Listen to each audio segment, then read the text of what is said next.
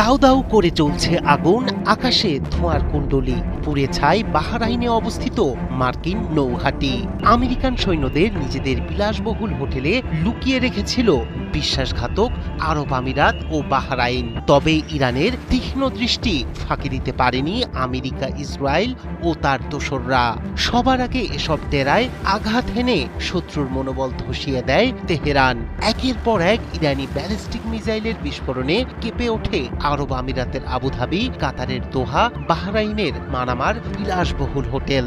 গোপনে এসব হোটেলে আশ্রয় নেয়া মার্কিন সৈন্যদের নিরাপদ ডেরা মুহূর্তেই পরিণত হয় টার্গেটে। খামেনির যোদ্ধাদের ছোড়া শক্তিশালী মিসাইল আর ড্রোন ছিন্ন ভিন্ন করে দিল সেই আড়াল। সাইরেনের শব্দে আতঙ্ক ছড়ালো পুরো অঞ্চলে। বার্তা একটাই, ইরানের নজর এড়িয়ে কেউ নিরাপদ নয়। মধ্যপ্রাচ্যের মানচিত্রে শুরু হয়েছে প্রতিশোধের নতুন অধ্যায়। খামেনি হত্যার প্রতিশোধে মত্ত ইরানি যোদ্ধাদের আঘাতে কাঁপছে গোটা মধ্যপ্রাচ্য।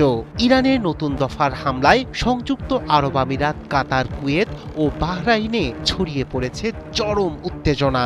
রাজধানী আবুধাবিতে রাতের নিস্তব্ধতা ভেঙে শোনা গেছে ভয়াল বিস্ফোরণ। আল জাজিরা বলছে শহর জুড়ে চলছে ইরানি মিসাইল ঝড়।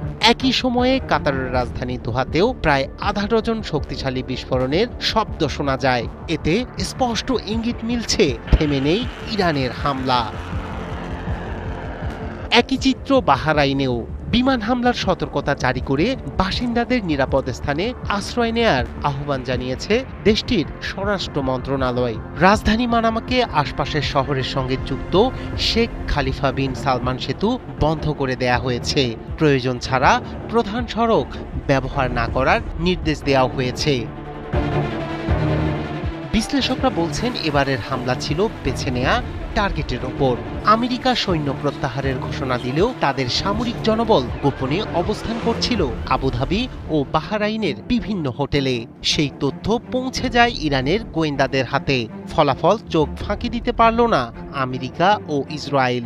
ইরানের শক্তিশালী ব্যালিস্টিক মিসাইল ও ড্রোন সরাসরি লক্ষ্যবস্তু বানায় আবুধাবির হোটেলগুলোকে, যেখানে অবস্থান করছিল মার্কিন সামরিক সদস্যরা।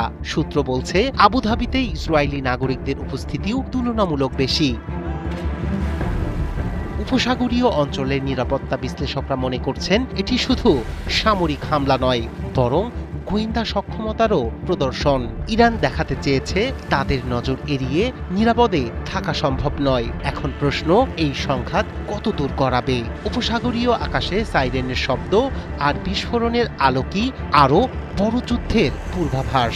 আবারও অগ্নিগর্ভ এক মোড়ে দাঁড়িয়ে মধ্যপ্রাচ্য।